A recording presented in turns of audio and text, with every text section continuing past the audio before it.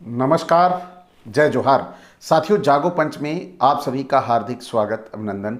साथियों, आज मैं आपको एक हतप्रभ कर देने वाली कहानी सुनाने जा रहा हूं जो हमारे पौराणिक ग्रंथों से निकल कर आती है। साथियों, आपको पता होगा जागो पंच नित्य आपको ऐसी ही कहानियां बताता है, सुनाता है, जिस पर आप आश्चर्यचकित होते होंगे। आप सोचते होंगे कि वास्तव में ये कैसे जागो पंच ढूंढ कर लाता है। तो साथियों, आज भी मैं आपको बड़ी मज़ेदार कहानी बताने जा रहा हूँ। ये बताने जा रहा हूँ आज की कहानी में वाल्मीकि, जिन्होंने रामायण लिखी। आज बताने जा रहा हूँ रामचरितमानस, जिसे तुलसीदास ने लिखा। और फिर बताने जा रहा हूँ पद्म पुराण। तो ये पुस्तकें तीन हैं और तीनों के लेखक भी अलग अलग हैं। बड़ी मजेदार बात होने वाली है। वीडियो के अंत तक बने रहिए, आपको ऐसी बेहतरीन चीज मिलेगी आज आपको कि आप सोचेंगे कि वास्तव में ऐसे कैसे हो गया। यानी राम के जन्म के लिए तीनों किताबों में लिखा गया है कि राम के जन्म के लिए एक हवन यज्ञ किया गया था, वो भी बहुत बड़ा।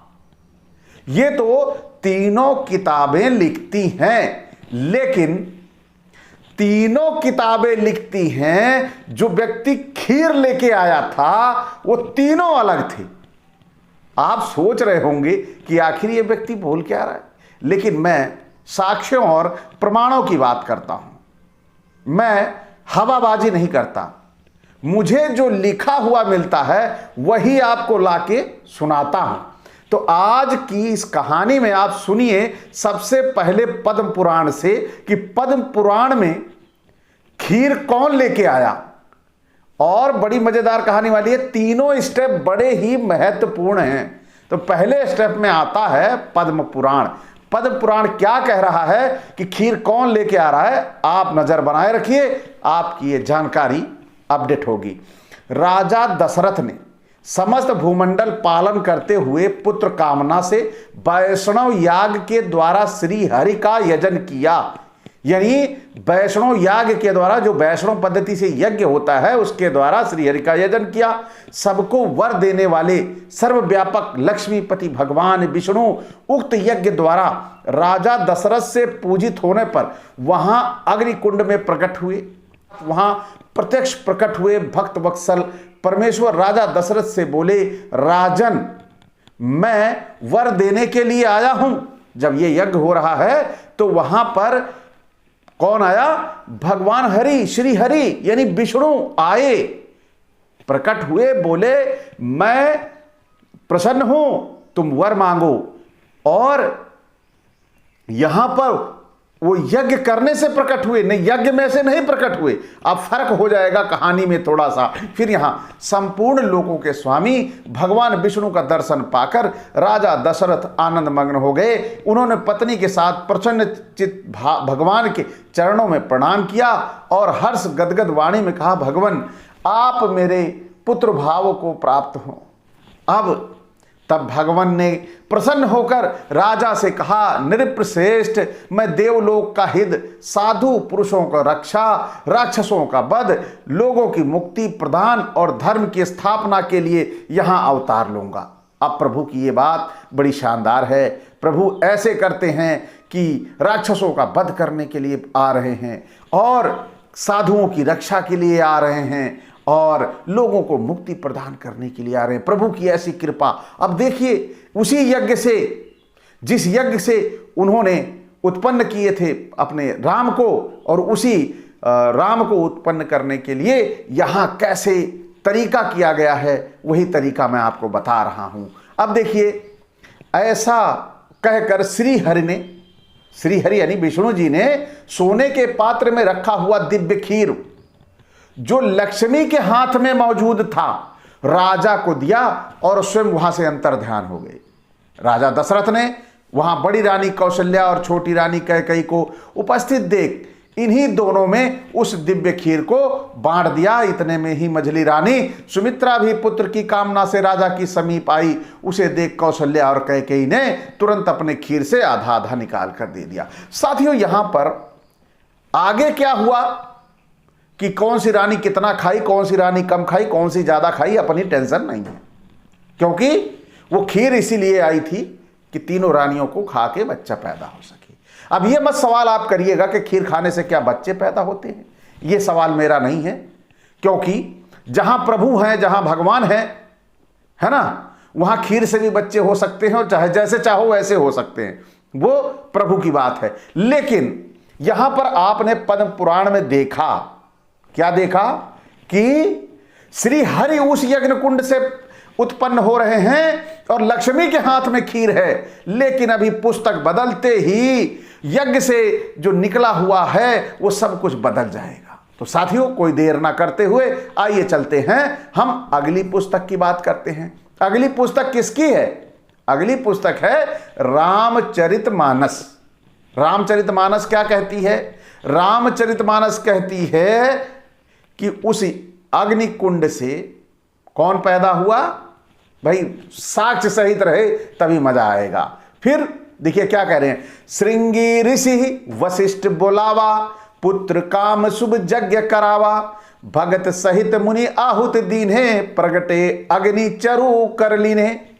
यानी वशिष्ठ जी ने श्रृंगी ऋषि को बुलवाया और उनसे शुभ पुत्र कामेष्टि यज्ञ करवाया और मुनि के भक्ति सहित आहुतियां देने पर अग्निदेव हाथ में चरु लिए प्रकट हुए, हविष्यान खीर यानी खीर लिए हुए प्रकट हुए। और पद्म पुराण में लक्ष्मी और हरि यानी विष्णु आए थे, और जो रामचरितमानस है तुलसी की, उसमें अग्नि प्रकट होकर आए अपने हाथ में खीर लेकर। साथियों, किताब बदलती है और खीर लाने वाला बदल जाता है। ये आपको नहीं पता होगा, ये आप देख लीजिए, ये लिखा हुआ है रामचरितमानस में। गीता प्रेस गोरखपुर की पुस्तक है, 190 पेज है और बालकांड का श्लोक नंबर ये है 3। साथियों, आप सभी को ये मालूम चला होगा कि दूसरी जो यानी राम पैदा हुए थे रामचरितमानस के अनुसार से अग्नि द्वारा लाई खीर से पैदा हुए थे। पद्म पुराण कहां से लाए? लक्ष्मी जी के हाथ में खीर थी। अब आइए चलते हैं जो रामायण का असली मुख्य स्रोत है उसके पास, यानी वाल्मीकि रामायण। यानी वाल्मीकि जी क्या कहते हैं? भाई जो वाल्मीकि जी कहेंगे मान्य तो वही होगा। तो ये पुस्तक जो है वो वाल्मीकि रामायण है। इसके अनुवादक हैं चतुर्वेदी द्वारका प्रसाद शर्मा और इसके प्रकाशक है राम नारायण लाल और पब्लिशर और बुक सेलर इलाहाबाद। 1927 की ये बुक है। तब यहां पर क्या हो रहा है? यहां पर भी आप दंग रह जाएंगे कि यहां भी खीर लाने वाला बदल गया। किताब बदली, खीर लाने वाला बदल गया, लेकिन एक चीज कॉमन रही कि खीर से ही पैदा हुए थे। फिर आइए देखिए क्या कर रहे हैं।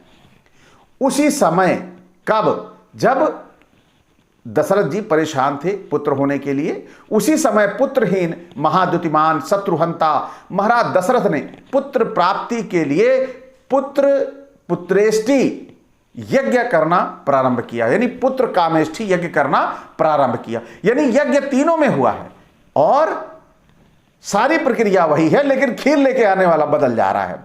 फिर यहां पर आगे इस प्रकार महाराज दशरथ के घर में जन्म लेने का निश्चय कर और ब्रह्मा जी से बातचीत कर भगवान विष्णु वहां से अंतर्ध्यान हो गए। यानी वहां पर भगवान विष्णु आए और उन्होंने आशीर्वाद दिया और कहा कि हम तुम्हारे यहां जन्म लेंगे। फिर इधर क्या हो रहा है? वो यज्ञ चल रहा है और यज्ञ से कौन निकल रहा है? अब आप थोड़ा गौर करिएगा। उधर महाराज दशरथ के अग्निकुंड के अग्नि से महाबली अतुल प्रभा वाला काले रंग का लाल वस्त्र धारण किया हुआ, यह आपको अग्नि तो नहीं लग रहा होगा? या लग रहा है इसकी जो डिजाइन है वो अग्नि से तो मैच खा नहीं रही है, तो ये वो नहीं है। अब ये कैसा है? लाल रंग के मुंह वाला, नगाड़े जैसा शब्द करता हुआ, सिंह के रोम जैसे रोम और मूछों वाला, शुभ लक्षणों से युक्त, सुंदर आभूषण को धारण किए हुए, पर्वत के शिखर के समान लंबा, सिंह जैसी चाल वाला, सूर्य के समान तेजस्वी और प्रज्वलित अग्नि शिखा की तरह रूप वाला, दोनों हाथों में सोने के थाल में जो चांदी के ढक्कन से ढका हुआ था, पत्नी की तरह प्रिय और दिव्य खीर लिए हुए मुस्कुराता हुआ एक पुरुष निकला। और इस पुरुष को भेजा किसने था यह भी बता रहा है। वह महाराज दशरथ की ओर देखकर बोला, महाराज मैं प्रजापति के पास से यहां आया हूं। यह सुनकर दशरथ ने हाथ जोड़कर कहा, भगवान आपका मैं स्वागत करता हूं, कहिए मेरे लिए क्या आज्ञा है। अब इस पर प्रजापति के भेजे उस मनुष्य ने कहा, देवताओं का पूजन करने से आज आपको यह पदार्थ मिला है, और यह पदार्थ क्या है कि देवताओं के द्वारा बनाई गई खीर है, जिसको आप इस्तेमाल करके अपनी पत्नियों को खिलाकर बच्चों को पैदा कर सकते हैं। साथियों, कहानी बड़ी मार्मिकता पूर्ण है, बड़ी ही सूझ समझ वाली है कि जो लेखक लिखता है वो लेखक अपनी कहानी में कुछ ना कुछ नया ट्विस्ट डाल देता है। पद्म पुराण ने लिखा, उसने ट्विस्ट डाला कि विष्णु के साथ उनकी पत्नी लक्ष्मी जी आई, उनके हाथ में सोने के कटोरे में खीर थी। लेकिन वाल्मीकि लिखते हैं कटोरा सोने का है, चांदी का ढक्कन है ना, और खीर है, मामला सब वही है, यहां लाने वाला बदल गया। अब आगे चलिए रामचरितमानस को देख लीजिए। रामचरितमानस में भी उन्होंने दोनों को एक किनारे करते हुए तुलसीदास ने कह दिया, साक्षात अग्निदेव खीर लेके प्रकट हो गए और उसी को खिलाने से आगे संतानोत्पत्ति हुई, राम का अवतार हो गया। साथियों, ये बड़ी विलक्षण कहानियां हैं। इन विलक्षण कहानियों को समझने के लिए कौन सा दिमाग होना चाहिए, ये हमें समझना होगा। क्या वही दिमाग होना चाहिए कि हम गोमूत्र और गोबर खाएं तभी हमारा आईक्यू लेवल सही रहेगा, लोग समझेंगे, या हम सवाल करें कि यह सही सही बता दो कि खीर अग्निदेव लेके आए थे, विष्णु और लक्ष्मी लेके आए थे, या वो महाबली लेके आया था जो काला कलूटा और मुंहलाल था। तो साथियों, सोचना समझना आप है कि इन पुस्तकों में हमें मिलता क्या है, हमें क्यों गलत बताया जाता है। क्योंकि सारी प्रक्रिया, कोई भी अगर प्रक्रिया हो रही है जन्म की, अगर ऋषि श्रृंग आए हुए हैं यज्ञ करने के लिए, तो सभी किताबों में जैसे ऋषि श्रृंग लिखा है वैसे ही अगर हरि विष्णु लक्ष्मी आ रहे हैं खीर लेके, तो सभी किताबों में लिखा होना चाहिए कि वो खीर लक्ष्मी ही लेके आई थी विष्णु जी के साथ, या फिर जो वाल्मीकि ने लिख दिया है वही सबको लिखना था। ये अलग अलग लिखने का कारण क्या था? मुझे तो लगता है ये कारण है कि सारे लेखक जो हैं वो एक दूसरे की पुस्तकें पढ़े नहीं थे। सारी कहानियां जनश्रुतियों के आधार पर थी। ये लोग अपने मन से मनमाना लिखते गए। इनको नहीं पता था आगे चल के इनका मिलान भी होगा। जब मिलान होगा तो सच्चाई सामने निकल के आएगी। तो साथियों, ऐसी कहानियां आपको भ्रमित कर सकती हैं, आपको अंधविश्वास और पाखंड में डाल सकती हैं। आपको सोचना होगा, समझना होगा कि वास्तव में हमारा जो भगवान है वो कैसा होगा।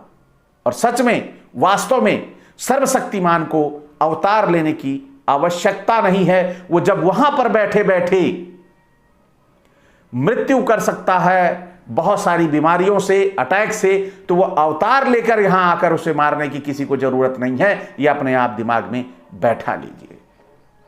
तो साथियों, आज की ये कहानी आपको कैसी लगती है वो कमेंट करके जरूर बताइएगा। इसी के साथ विदा, नमस्कार, जय जोहार।